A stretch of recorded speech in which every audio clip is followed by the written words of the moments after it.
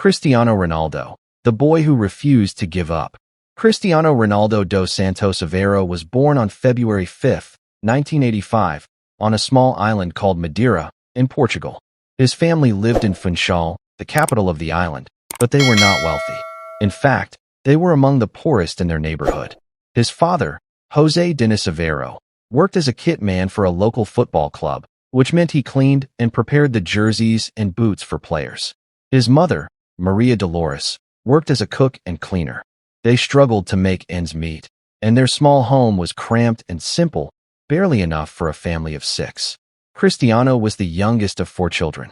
He had an older brother, Hugo, and 2 older sisters, Elma and Katia. With so many mouths to feed and very little money, life was tough. Sometimes, there wasn't enough food for everyone. His mother later admitted in an interview that she considered aborting him because she didn't know if they could afford to raise another child. But fate had different plans. Despite their poverty, Ronaldo's childhood was filled with love and football. His father, although struggling with alcoholism, was a kind man who loved the sport. He often brought Cristiano along to Madeira, the small football club where he worked. That's where Ronaldo first saw football up close. As a little boy, Ronaldo was obsessed with the game. He would play football anywhere, on the streets, in narrow alleys, even inside the house, sometimes breaking things. If he didn't have a proper ball, he would use plastic bottles, socks stuffed with paper, or anything he could kick. Football wasn't just a game to him. It was his escape from hunger, from poverty, from everything. At school, he wasn't the best student. In fact, he hated studying and was much more interested in football. Whenever he had free time, he was outside playing. His teachers noticed that he didn't pay attention in class because his mind was always on the game. From a young age, Ronaldo told everyone he would be the best footballer in the world. His friends laughed at him. Even some adults thought he was dreaming too big. They reminded him that Madeira was a small island, far from the big football clubs in Portugal and Europe. But Ronaldo didn't care. He believed in himself when no one else did. At the age of 8, he joined his first football team, Madeira, the same club where his father worked. Even though he was the smallest on the field, he stood out. He was faster than the other kids, and he had a special way of dribbling past opponents. His speed and skill were natural, but what made him different was his hunger to win. While other children played football for fun, Ronaldo played like his life depended on it. He hated losing. Even as a child, if his team lost, he would cry. This is why his teammates started calling him Crybaby. But it wasn't just sadness. He was angry whenever he lost because he wanted to be better. At 10 years old, he moved to a bigger local club, Nacional, where he quickly became the star player. His coaches could see that he was special. He trained harder than anyone else, and he wasn't afraid to challenge older, bigger players. His talent was too big for Madeira. He needed to move to a bigger club. In 1997, when Ronaldo was 12 years old, he got the chance of a lifetime. Sporting CP, one of Portugal's biggest football clubs, invited him for a trial. His family didn't have money for expensive trips, but somehow, they managed to send him to Lisbon, Portugal's capital city. The day he left Madeira was one of the hardest moments of his life. His mother cried, knowing she wouldn't see her son for a long time. For Ronaldo, it was exciting but also terrifying. He had never been away from home before. He was just a boy, but he had to be strong. When he arrived in Lisbon, he felt alone. The city was big, fast, and unfamiliar. The other boys at the academy were different. They spoke with a Lisbon accent, and Ronaldo's thick Madeira accent made him stand out. The other kids made fun of him, calling him names. They laughed at the way he talked and the way he dressed. Homesickness hit him hard. He cried almost every night, missing his mother, his siblings, and the warmth of home. But he refused to give up. He knew why he was there, to become the best footballer in the world. The training at Sporting CP was intense. The coaches were strict, and the competition was fierce. Ronaldo was one of the smallest players, and at first, he struggled to keep up. But instead of being discouraged, he trained harder than anyone else. While the other boys rested after training, Ronaldo stayed behind to practice more. He ran with weights on his legs to increase his speed. He did thousands of sit-ups to make his body stronger. He didn't just want to be good. He wanted to be unstoppable. At 15 years old, something terrible happened. Doctors discovered that Ronaldo had a heart condition. His heart was beating too fast, even when he wasn't playing. If he didn't get surgery, he might never be able to play football again. For most kids, this news would have been the end of their dreams. But Ronaldo didn't let fear control him. He underwent heart surgery, and within a few days, he was back on the field, training harder than ever. He knew that life had given him a second chance, and he was going to make the most of it. By 16 years old, Sporting CP's coaches saw that Ronaldo was special. He was faster than everyone else, his dribbling was amazing, and he played like a player much older than his age. He was promoted to Sporting CP's first team, making him one of the youngest players to play professional football in Portugal. His name started spreading across Portugal. Scouts from different clubs came to watch him play. But it was one game in 2003 that changed his life forever. Sporting CP played a friendly match against Manchester United, one of the biggest clubs in the world. Ronaldo was unstoppable that night. He ran past defenders, dribbled with ease, and played with the confidence of a superstar. Manchester United's legendary coach, Sir Alex Ferguson, watched in amazement. He couldn't believe what he was seeing. After the match, the Manchester United players begged Sir Alex Ferguson to sign Ronaldo immediately. They knew they had just faced a future superstar. Sir Alex didn't hesitate. Within a few days, Manchester United paid £12.24 million to bring Ronaldo to England. At just 18 years old, Cristiano Ronaldo was moving to England to play in the Premier League. It was a dream come true, but it was also just the beginning. At just 18 years old, Cristiano Ronaldo packed his bags and left Portugal for England, a country he had never lived in before. It was a huge moment in his life. A poor boy from Madeira was now playing for one of the biggest football clubs in the world, Manchester United. When he arrived in England in 2003, everything felt different.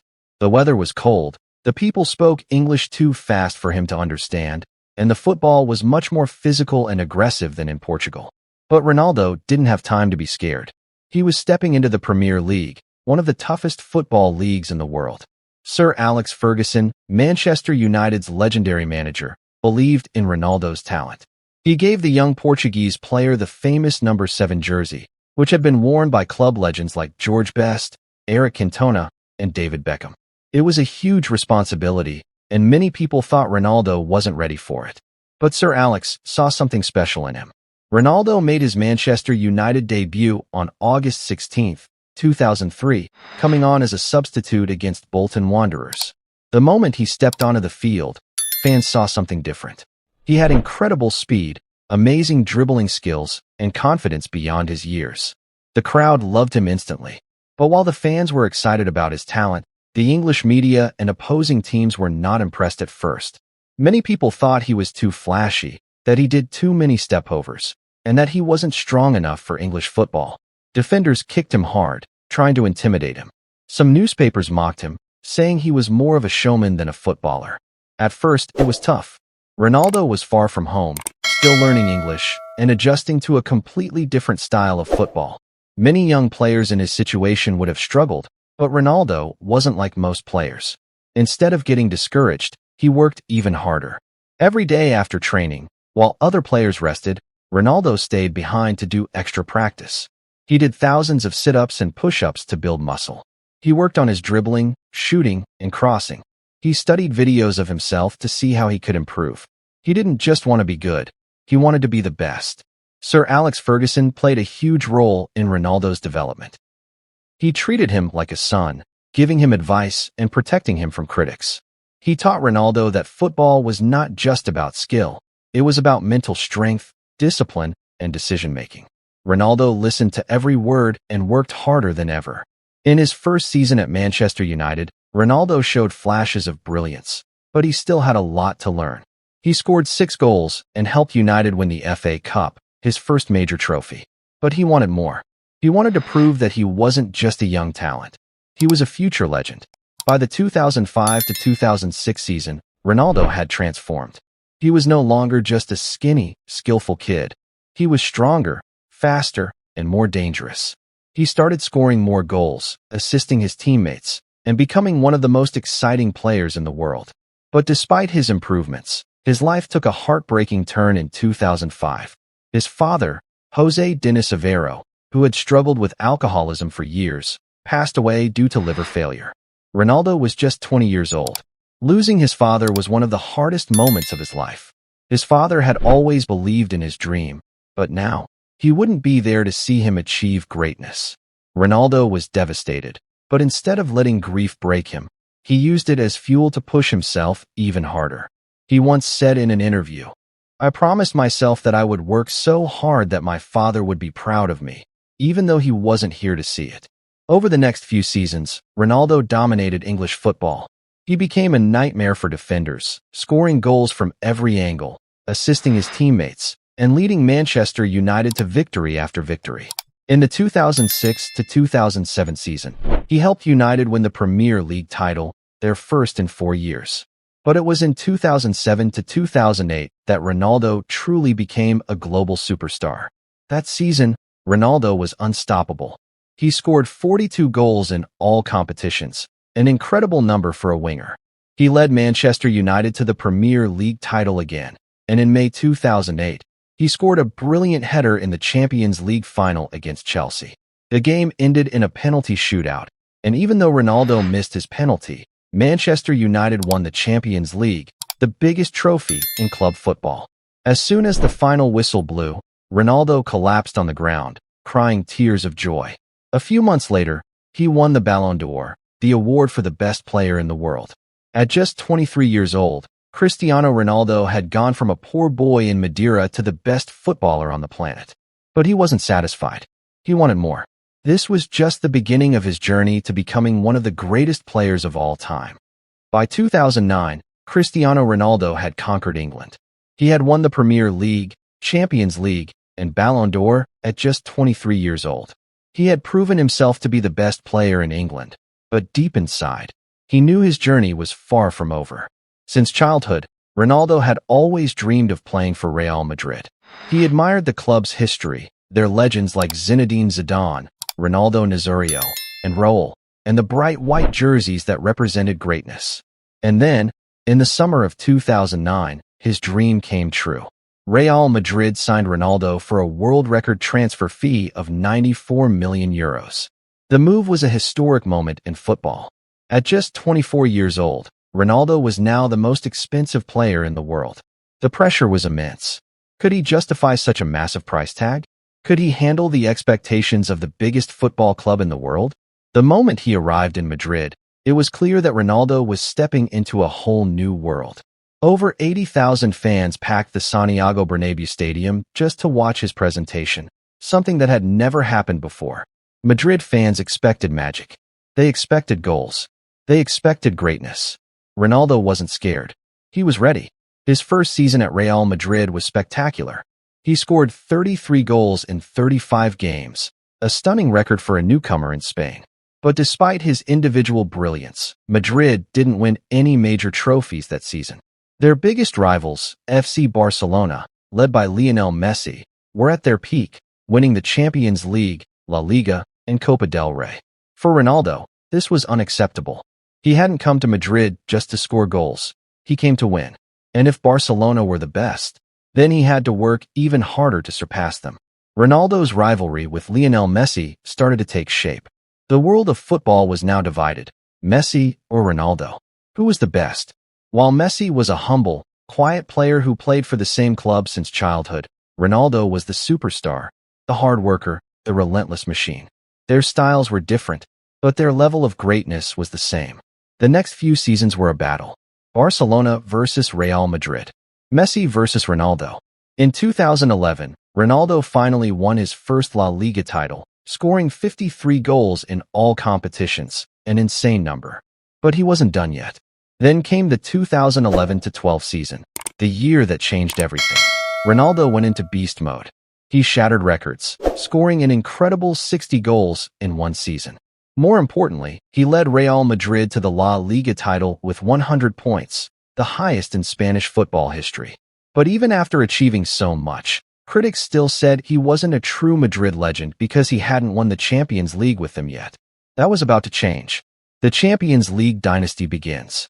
Between 2014 and 2018, Ronaldo became the king of the Champions League. In 2014, Real Madrid finally won the Champions League after 12 years of waiting. They defeated Atletico Madrid in the final, with Ronaldo scoring a penalty in extra time to seal the victory.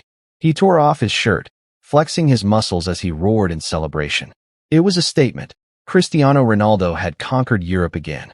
But he wasn't satisfied with just one. In 2016, 2017, and 2018, Ronaldo led Real Madrid to an unprecedented 3 consecutive Champions League titles. No team had ever done that in the modern era. It was history, and Ronaldo was at the center of it all. He destroyed records, becoming the all-time top scorer in Champions League history. He scored in almost every big game, including a stunning bicycle kick against Juventus in 2018, which even made their fans give him a standing ovation. By this point, Ronaldo had won 5 Ballon d'Ors, cementing his place as one of the greatest footballers ever. His time at Real Madrid was a golden era. He won 4 Champions League titles, 2 La Liga titles, and multiple personal awards. But after 9 years in Spain, he felt it was time for a new challenge. In 2018, he made the shocking decision to leave Real Madrid and join Juventus in Italy. It was the end of an era, but Ronaldo wasn't done yet. By 2018, Cristiano Ronaldo had conquered England with Manchester United and Spain with Real Madrid. He had won 5 Champions League titles, 2 La Liga trophies, 4 Ballon d'Or awards, and had become the all-time top scorer in Real Madrid's history. But at 33 years old, many people thought he would slow down. Instead, Ronaldo did something that shocked the football world. He left Real Madrid and signed for Juventus in Italy. Some people said it was a mistake, that he was getting too old, and that he wouldn't be able to dominate in a new league. But Ronaldo had one answer for his critics: hard work and more trophies. When he arrived at Juventus, he was greeted by thousands of fans at the airport, chanting his name. He had never played in Italy, but the Juventus supporters already knew. They weren't just signing a great player. They were signing a winner. A new challenge in Italy. The Italian league, Serie A, was very different from La Liga and the Premier League. It was more tactical, slower, and defensive. The defenders were stronger, and there was less space to run. But Ronaldo was not worried. He was ready for the challenge. In his very first season at Juventus, Ronaldo scored 21 goals in Serie A and helped his team win the league title. It was his first trophy in Italy, and he wasn't done yet. By 2020, he became the fastest player in Juventus history to score 50 goals. He kept breaking records, proving that age is just a number when you train like a machine. One of his most unforgettable moments in Italy was his incredible header against Sampdoria in 2019. He jumped 2.56 meters, 8.4 feet, in the air, higher than most basketball players, to score. People couldn't believe it. Even at 35 years old, he was still outperforming younger players. But despite winning 2 league titles, Ronaldo was not satisfied. He wanted the Champions League, but Juventus struggled in Europe. After 3 seasons in Italy, Ronaldo felt it was time for another big change: the return to Manchester United. In 2021, the football world went crazy when Manchester United announced that Cristiano Ronaldo was coming back. The club where he had become a star 18 years earlier was now welcoming him home. Fans were in shock. Some cried. Some celebrated in the streets.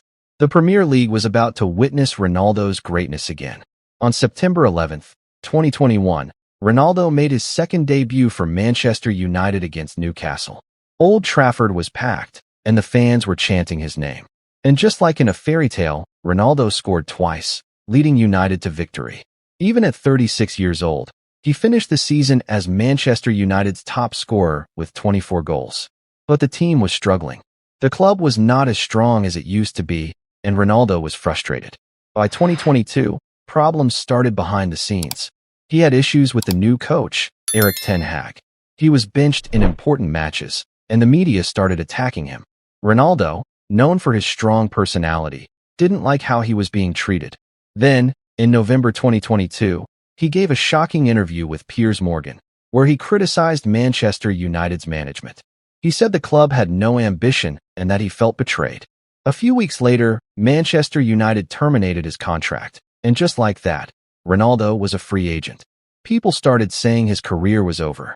The Saudi Arabia move, a new chapter.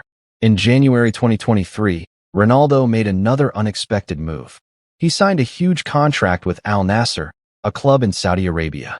The deal was worth over $200 million per year. making him the highest-paid athlete in the world. Many people criticized him, saying he was chasing money instead of competition. But Ronaldo had a different view. He wanted to grow football in the Middle East, to inspire young players from new regions, and to keep playing at the highest level. Even in Saudi Arabia, he continued to score goals and prove that he was still among the best. More importantly, his move opened doors for other big players to consider playing in the Middle East. The secret to Ronaldo's success: his work ethic. What makes Cristiano Ronaldo different from other footballers is not just his talent, but his insane work ethic. While many players rely on their natural skills, Ronaldo has built his entire career on hard work, discipline, and dedication. Every single day, he follows a strict routine. He wakes up early to start training before others. He eats a clean diet with no sugar, no junk food, and high-protein meals. He trains longer than his teammates, even on off days. He studies opponents and improves his weaknesses. He sleeps early to allow his body to recover. Even when he's on holiday, Ronaldo never stops training. He once said, "Your talent means nothing if you don't work hard." Because of this unbelievable discipline, he has been able to play at the highest level for over 20 years, something very few footballers have achieved. Cristiano Ronaldo, the businessman. Ronaldo is not just a footballer. He is also a business mogul. Over the years, he has built an empire outside of football. The CR7 brand. His personal brand includes clothing, perfumes, shoes, and hotels. Investments. He has invested in real estate, gyms, and tech companies. Social media king. Ronaldo is the most followed person on Instagram, earning millions per post from sponsors. Nike lifetime deal. He signed a deal with Nike worth over $1 billion, something only Michael Jordan and LeBron James have achieved. Unlike many footballers who struggle financially after retirement, Ronaldo has set himself up for life. He has built a brand that will continue making money even after he stops playing football. The legacy of Cristiano Ronaldo. Cristiano Ronaldo is not just a footballer. He is a symbol of hard work, determination, and self-belief. From a poor boy in Madeira, playing football barefoot, to becoming one of the greatest athletes in history, his story is a reminder that dreams come true if you are willing to work for them. Even though his career is reaching its final years, his impact on football will last forever. Young players today copy his training methods. Kids grow up idolizing his work ethic, and football clubs now focus more on fitness and discipline because of him. People will always debate who was better, Ronaldo or Messi. But one thing is certain: Cristiano Ronaldo's journey is one of the greatest sports stories ever told. He is the perfect example of what happens when you never give up, no matter how many times people doubt you. And as he always says, work hard, believe in yourself, and never stop dreaming.